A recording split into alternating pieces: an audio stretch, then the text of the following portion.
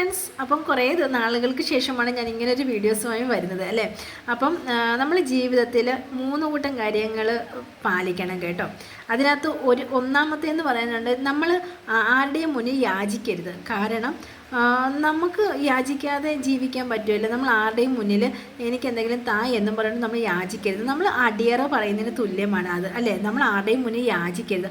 അതുപോലെ തന്നെ രണ്ടാമത്തെ പ്രധാനമായിട്ടുള്ള കാരണമാണ് നമ്മൾ ആരെയും ആശ്രയിക്കരുതെന്ന് പറയുന്നത്.